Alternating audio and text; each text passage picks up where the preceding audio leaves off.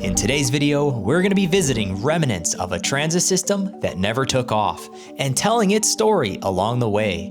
There's a forgotten bus stop built inside a tunnel designed for a futuristic transportation system that never came. A massive elevated road that was supposed to carry guided buses but now barely sees any traffic. And a half-abandoned mall fading into decay. So let's pick right back up from the last episode, just arriving in Tsukuba. Hey guys, it's Rollins here and welcome back to part 2 of this video. Today we're going to be exploring the second half of the Tsukuba line that never got developed. So right in front of me is the first part, this station here. The thing is, they actually built the infrastructure already here, but the line never got finished. So let's go take a look at this here. It's like a real train station, but there's no trains down here.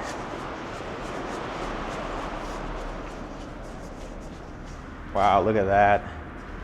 Super cool. So they ended up actually building a road here in a tunnel. So they use the tunnel for through traffic, and it's just part of their national highway at the moment. But as you can see, it was definitely designed for a train system here. It would have had a line running in the center with 2 platforms on each side. But like, what a cool piece of infrastructure that's not being used at all.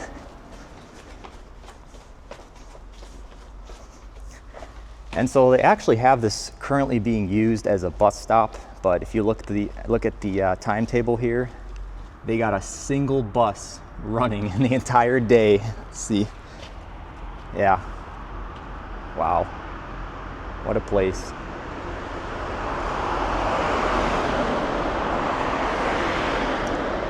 But I find that super cool because they already built the infrastructure for a train in the future, even though it wasn't actually developed.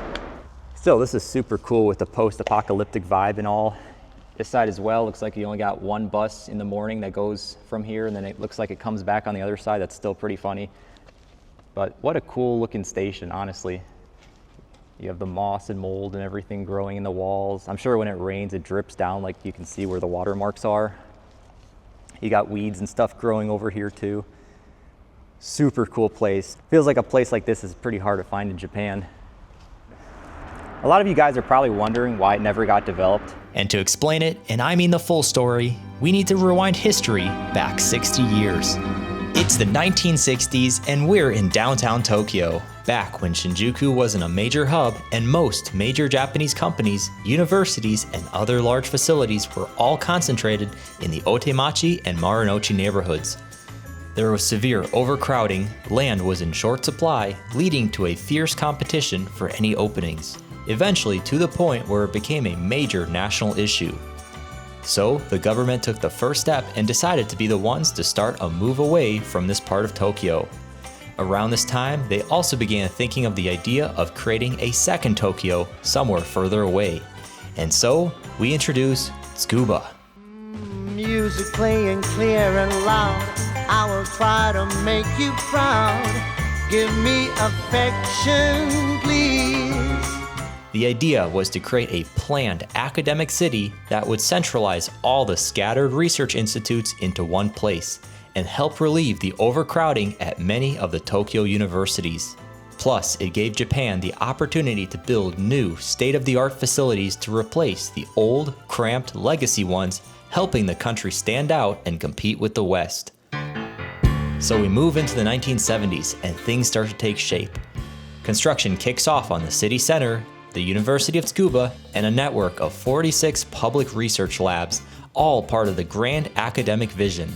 For the next couple of years, Tsukuba continued to be built brick by brick, everything from the smallest of roads and pedestrian walkways all the way to the largest highways used to bring people in.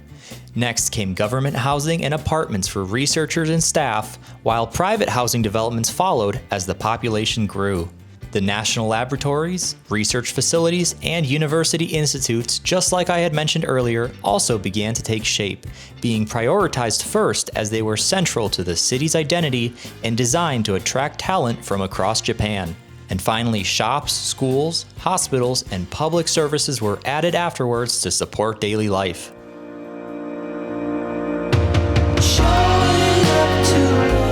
By the 1980s, Tsukuba is officially up and running. But, well, it wasn't all perfect. In fact, the early days were pretty rough.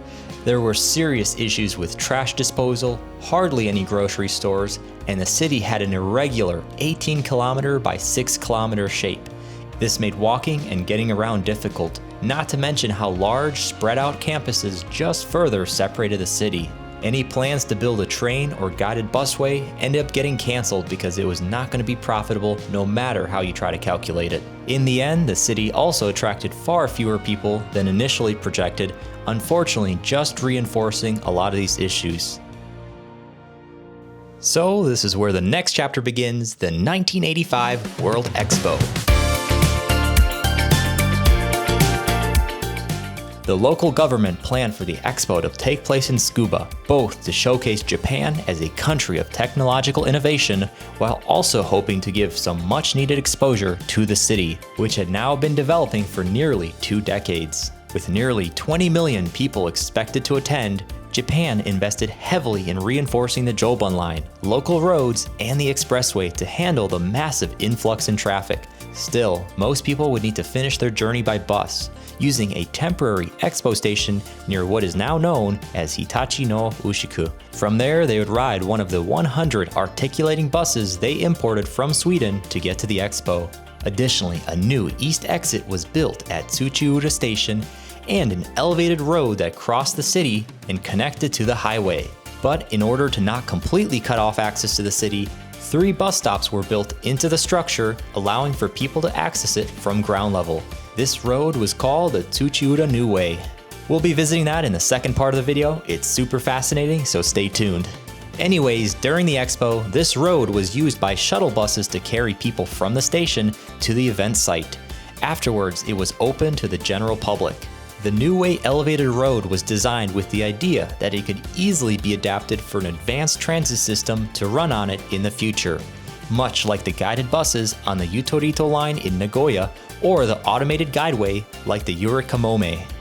So when you hear me say trains in this video, I'm actually referring to these 2 options, not full-scale trains. Unfortunately, a real system like that would never work on such tight cornered bends, but I just wanted to clarify this after doing more research on it.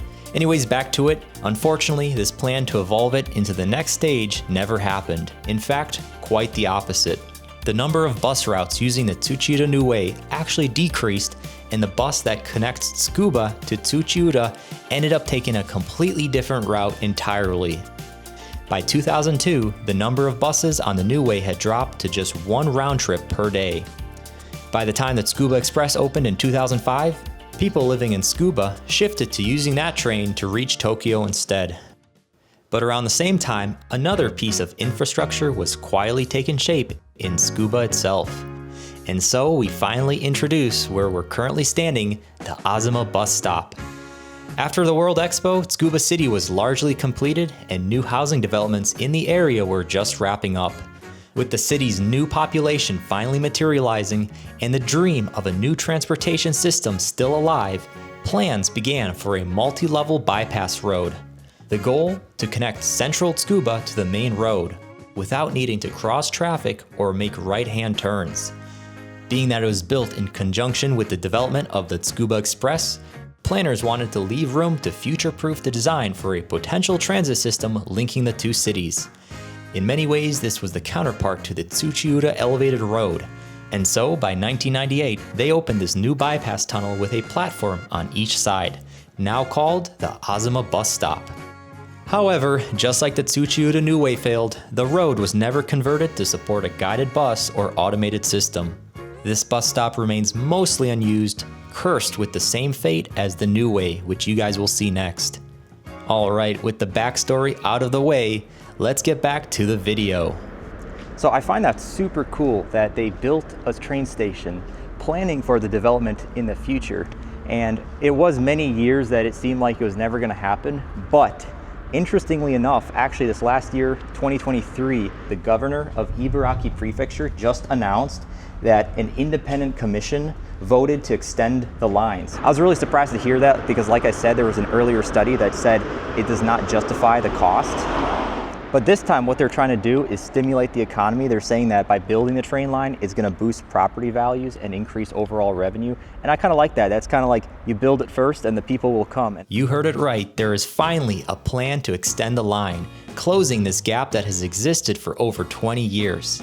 Now let me expand on this. This extension would close a long-standing gap in the region's rail network. Up until now, Tsuchiura has only been connected to Tsukuba by bus, which has limited accessibility and convenience for commuters. What's changed is the broader vision for what this connection could bring. The goal isn't just to improve transit, but it's to revitalize the local economy, encourage new residential development, and attract younger populations to the area. And that's something we saw last video about the Tsukuba line. If you track the development around the line over the past 20 years, you'll see just how much it's grown since then. I mean, just look at these pictures they have here on the Tsukuba Express website. It's an incredible difference. Or even if you look at the Google Earth imagery, these last 20 years almost make it look unrecognizable. So using the same logic to justify building this line all those years ago, they were again able to apply it to this new proposal. By offering more reliable and direct transport options, this extension could also help reduce congestion and make the region more livable. The plan includes a direct link to Tsuchiura Station and possibly a new intermediate station between the two cities. Updated simulations using a more advanced urban economic model shows that the project now has a positive cost-benefit ratio, and long-term profitability is projected to be sustainable. If it moves forward, this extension could finally deliver the kind of transit connectivity that Tsukuba was originally designed to support, just a few decades later than expected. But still, it's not hard to feel excited about what's ahead. Who knows, maybe I'll be back here again making a follow-up video and seeing the long-awaited connection finally come to life. But it is still years ahead, so I wouldn't count on it happening anytime soon. So I'm pretty excited about that. I think that's pretty cool. The station might actually get converted to a real train station. But like I said, it's probably like 10 years out at least before something like that happens.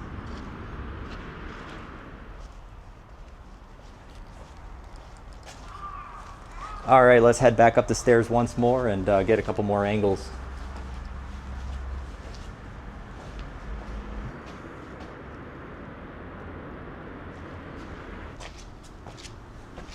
So while I'm here, let me show you that building over there too.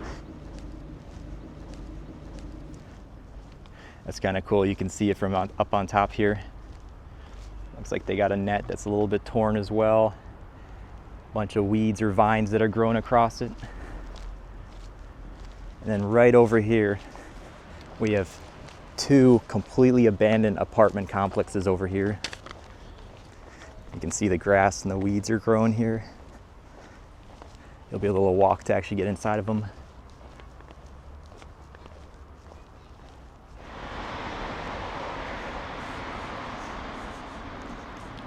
Wow, you can already see how much the road has changed here. Here's the first building. And let's go ahead and read that sign. I gotta translate it to make sure that says you can actually go in here. All right, looks like we're good to go in. It looks like the sign is just talking about parking here. But we're gonna keep walking down, check out this first building and move on to this next one as well.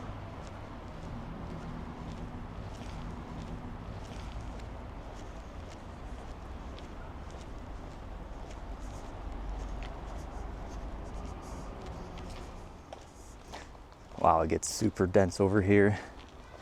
We'll probably just cut into here then.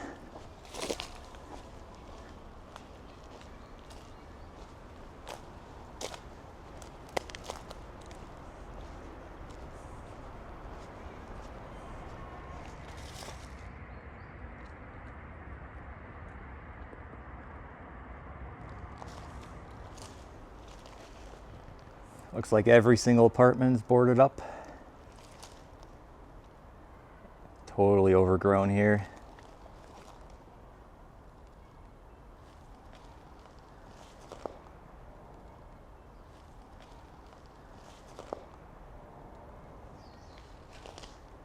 Let's take a quick just peek down this hallway.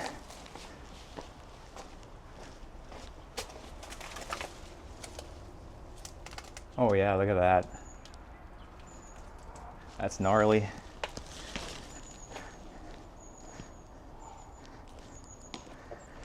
Well, that was super cool. stay tuned because we're actually going to check out an abandoned mall just down the road from here. It's the other station that should have been developed on the same line, but never was. So we'll see something similar there, but a little bit different to it. So stay tuned for that, and I'll see you there.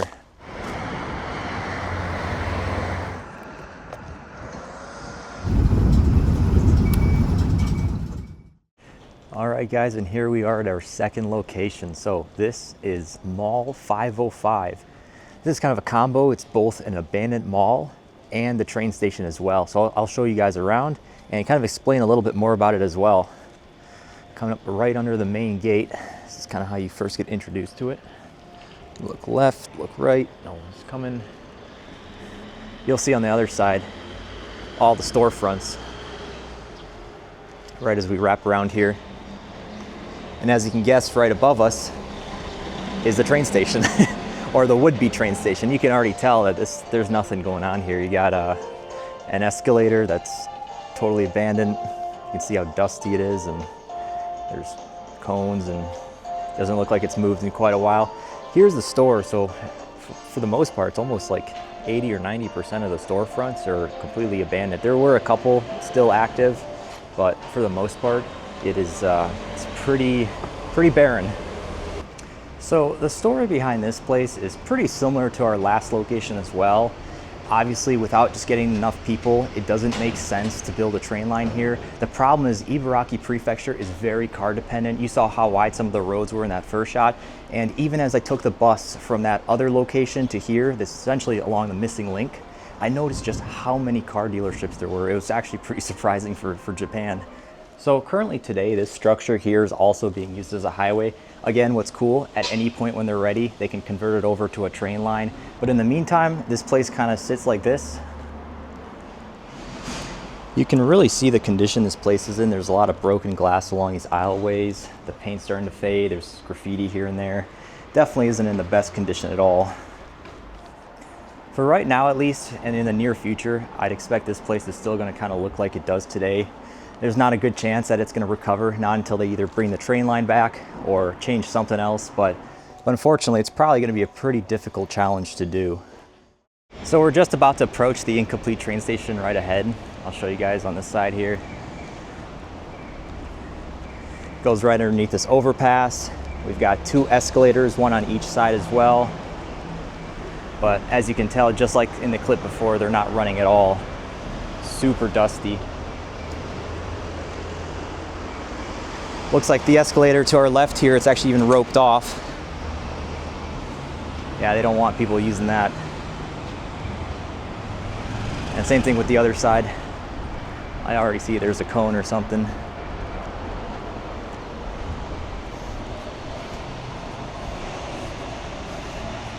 Wow, yeah.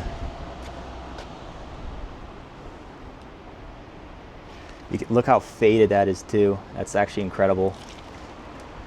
We'll go up these steps as well, take a look at what's up on top. You can see all the graffiti and stuff on it too. Oh, broken tiles as well. And look at that, surprise, surprise, we got a highway. Same setup as before, you got a bus stop on each side, and let's check this timetable for fun. Oh yeah, it's just as bad. One bus a day here, so this is the afternoon one. So then the morning one is over here. You can see with the design, it was definitely clearly intended to be a train station. This here would have been one platform and the other side would have been the other. It's plenty wide to convert over at some point if they still do. Looking around, you still got quite a few buildings here in the proximity, so at some point a train line could be pretty beneficial. I know they have the Joban line over there, and that probably serves most of them today. And I do wonder actually how many people would make this connection here. So like I said not too long ago, I guess if the plan is to build it and then the people will come, hopefully we get to see that. Overall, this was actually a pretty fun experience. I actually really enjoyed going out here and exploring this so-called abandoned train station, or really the train station that never happened. That's what you want to call it. Hopefully you guys enjoyed the video. I had a lot of fun coming out here and exploring this myself, so let me know if this is something that you guys would be interested in. If so, I'll definitely make more videos like this. Otherwise, stay tuned for my other videos, and I'll see you in the next one. Peace. And that's it. Thanks for coming along the ride and listening in. For those of you who want to know more about the history, I highly recommend checking out this documentary about scuba, link in the description below. It is in Japanese, but you can watch it with subtitles on. Anyways, stay tuned for my next videos as well, and I'll let my IRL self close it out. All right, guys, here's a few extra bonus clips. This is just me walking back to the start point. I think it's just cool enough to include in the video. It doesn't really fit the script at the moment, but I'll put it here at the end just so you guys can see if you're interested in sticking around. Maybe just getting a little bit different perspective of what I recorded.